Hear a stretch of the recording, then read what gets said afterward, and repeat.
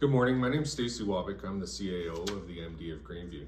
Yesterday we held a public information session to let all of our evacuees and general public know what's going on with the fires.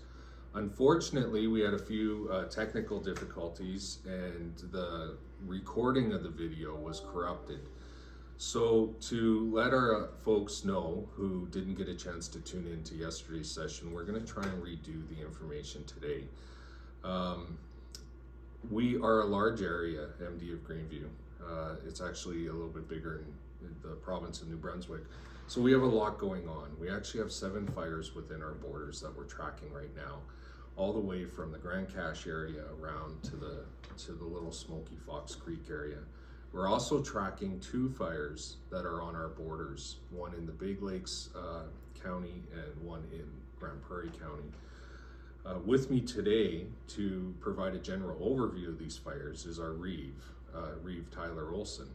We also have our regional manager of fire services in Wayne Brown, who's also our acting director of emergency services.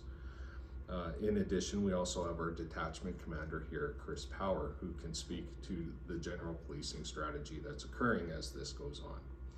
So thank you for tuning in, and we'll get this update to you.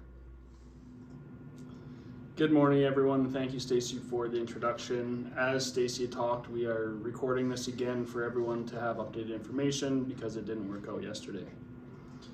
So just want to note we're finally at the point where we're able to take this time to do an update to the public and take a few questions. I want to start again by thanking everyone for their firefighting efforts. It has been a huge effort from many different regions showing up to help, and we have more coming in all the time. Due to the weather in the past few days, and again a little bit of rain last night, the fires in our region have been showing minimal to no growth.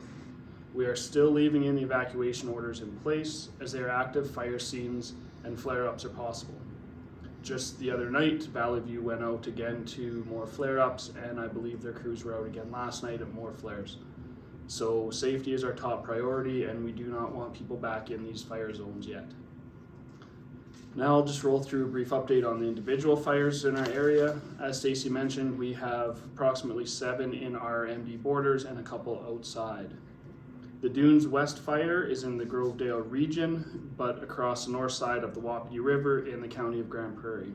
The perimeter is currently secured with helicopters and ground crews knocking down hotspots. The Bald Mountain fire is approximately 36 kilometers from Grovedale and is not being actioned by forestry. There's been minimal growth in the last couple of days and is being monitored by forestry. Paul's Cut Across, also in the Grovedale region, has shown little growth with forestry crew should be on site today. These fires are not threatening Grovedale currently, but because the weather forecasted is going to be warm, dry, and windy, we're leaving the evacuation alert in place for the Grovedale area. The Ridge Valley fire is being held and is not being actioned at this time. Sturgeon Lake and Little Pasquasqua fires have had very minimal growth in the past couple days. Ground helicopters continue to work hotspots in the area, and fire guards are about 60% complete. Evacuation orders are still in place for both fires as they are both active fire grounds with crews working. Forestry, along with Valley View Fire Department, Station 31 out of DeBolt, and Station 33 from Grand Cache have all been involved in action with these 2 fires. Eagle Bay Fire by Fox Creek has had minimal growth as well, but continues to be 52 kilometers long.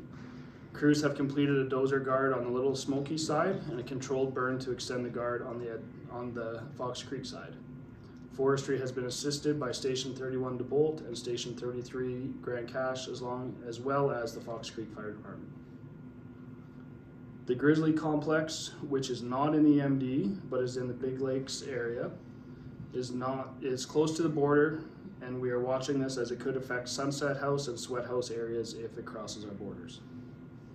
The Wild Hay Fire down in the Grand Cache region is not affecting communities. It is about 30 kilometers from our nearest residences in the co-ops and is slow growth. It is still over 50 kilometers from Grand Cache and not expected to be an issue there. We have already mobilized staff to identify and take pictures of all affected structures. We have lost structures in Pasquasca and Sturgeon Lake fires. We're still working on the final numbers though. When we have completed the assessment, our CAO will be reaching out to the individuals affected, and I believe that started yesterday after our first public announcements. I do want to reiterate that all evacuation orders are still in place. We're working with forestry to find a re-entry timeline, but that is in progress as weather and time dependent. As soon as we are confident to send people in, we will remove them. But currently, everyone needs to stay evacuated because we do not want to send you in early and have you come out a second time. We have been reaching out due to past incidents such as Slave Lake and Fort McMurray to make sure we're talking to their representatives that have the history of dealing with these incidents so that we can learn from their mistakes, take their advice, and move forward as expediently as we can to get everyone back home. So I'll turn it over to Chris, and you can do a little piece from the RCMP side. Sure, absolutely. Good morning, everyone. Just to provide you with a brief update on the policing side of what we're faced with here in the MD. From the RCMP's perspective, we've been working closely with our municipal enforcement partners, peace officers, from the initial stages of the fire to evacuate the affected individuals. So that was our first priority. Many of our officers were door to door when the evacuation alerts were issued to ensure that people were aware and had time to gather their belongings and safely exit the area. As time has gone on, we've after the evacuations took place and people left the area, we then have transitioned to controlled access to those evacuated areas. So there's a number of roadblocks set up within the community, and we're currently in the process of transitioning the responsibility of some of those roadblocks to the MD or private security so that our police officers can focus on property protection and mobile patrols. We do have a number of resources in place from other RCMP units, from other divisions, other provinces that have been working in the Valley View and the Fox Creek areas on these particular fires. We've had folks from Saskatchewan. We've got a new crew in today from some of our federal policing units in southern Alberta. So we're very well positioned to ensure that the appropriate resources are in place here in Greenview to protect your properties, continue those patrols, and to ensure that the evacuation zones remain safe and that firefighting crews are able to safely perform their jobs. Here at the Emergency Operations Center, we work very closely with Chief Brown here and Forestry at reevaluating the evacuation areas as the fire situation changes, and also allowing controlled access to these evacuated areas to ensure that people are able to tend to their livestock, access property, just to check on it or retrieve belongings on a controlled basis. As time progresses here, we are resourced for the long haul, so nobody needs to be concerned, that in the coming days the RCMP is going to have less people to protect your property. We've got a divisional team that's working very diligently to assign those resources to the affected areas, and I'm confident that here locally we'll have all the resources we need until we're able to put this whole thing behind us. And I think that's it. Chief Brown, will pass it to you. Yes, good morning. There's the three questions I'm going to cover this morning. First question is, what update do we have on the protections in the Nose Creek area, kind of in that Grove area generally? We have an evac alert for that area. We have had 2 deputy fire chiefs into that Nose Creek area to prepare for if there was a fire to spread into that area, we would have structural fire protection potentially in that area, along with some of the areas in the Grovedale area. So we are looking at it. We have a plan, and we're also working with Alberta Emergency Management Agency on that. Second question is the is power, and certainly that is a legitimate concern for people that have lost power due to these tragic events. I am working daily with ATCO, receiving updates from them. Latest update is that the area in around the Narrows, Cozy Cove, that has been energized, so I think that's good news. The area in the Pasquasca fire, there still is significant risk there, and should that lower, we would immediately contact ATCO and have those areas re-energized. So we are on it there. Also, natural gas. I believe I know that yesterday afternoon they were working at restoring all natural gas power, but that's a bit of a moving target given the risk we have that currently exists. We do know that come the weekend, we will have higher temperatures, higher winds. So there is, we won't be lifting any of the evac areas, nor will we be lifting the evac alert in Grovedale. Certainly, we appreciate your patience. I know this is very, very difficult, especially for those that have been evacuated, but at this time, we really need to be cautious. On the resource side, we do have a large forestry fire base going into the DeBolt area. That will be approximately 125 firefighters, so that's good news for, I think, for everyone, including our firefighters. I'd also like to thank certainly the forestry crews, all of the volunteer firefighters that have, they're not getting a lot of break here.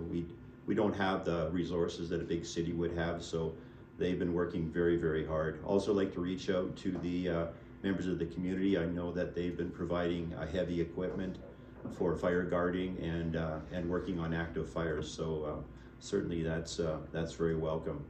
And I guess lastly, I'd like to thank the community. There has been an outpouring of volunteerism here, offering heavy equipment, water trucks, food, and the list goes on and on. So I just want to thank the community very much for that. Reeve Olsen. Okay, thank you, Wayne. So just following Wayne, we'll go through a few more questions that came in yesterday during our broadcast. And just to reiterate, our email will be extended now from this morning for another 48 hours. The email for getting questions into us so we can get them back on our website is wildfire@mdgreenview.ab.ca. And again, that'll be open for another 48 hours so that we can get these questions answered for you guys in the easiest possible way. So yesterday was asked about evacuation involving large farms, livestock, where can they get information and everything on that aspect. So on our website, we have a list of haulers that has been put up. With all this information, it does get buried sometimes with the updates. It is there, if you can find it. If you're having issues and you need more information, our Ag Services Department, you can find the number online as well there. They can have all the information that we have, they can pass it on to you, and maybe a little bit more help than the website. So if you need, call Ag Services and they can help you out with most of your questions. Another question was, we live on the inside perimeter of the evacuation area. Are we able to go back in and gather belongings? Is there any timelines to return home?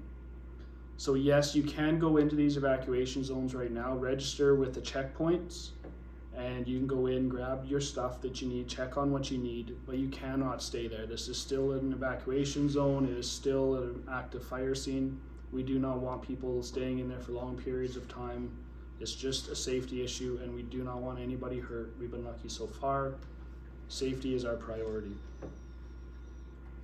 Chris, I don't know if you wanted to just touch on the off-road vehicle ban for us, Sure, please? yeah, so there was a question yesterday about the off-highway vehicle ban. So the government of Alberta has issued a province-wide ban on the recreational use of off-highway vehicles in the forest protection area of Alberta.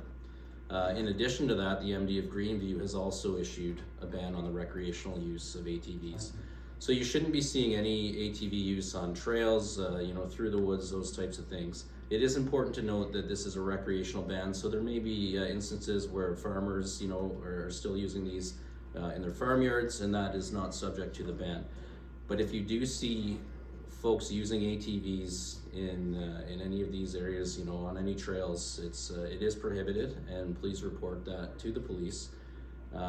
There's also been this would be a good place to address. There's been some concerns of looting, and we hear this, and it's on social media. And I'm happy to report we do not have any significant issues here whatsoever in the Greenview area with any reports of looting. But again, we do encourage people, if you observe anything that you consider suspicious, people that may be in the evacuation zones that you don't feel should be there, please report it to the RCMP, and we're able to dispatch somebody. As I did cover in my update, we're transitioning those police officers that were initially assigned to man roadblocks to roving patrols of the evacuated areas, for the safety and security of residents and property. Thank you. So just leading into that, people were looking to find a 24-hour, 7 days a week number to call for after hours emergencies.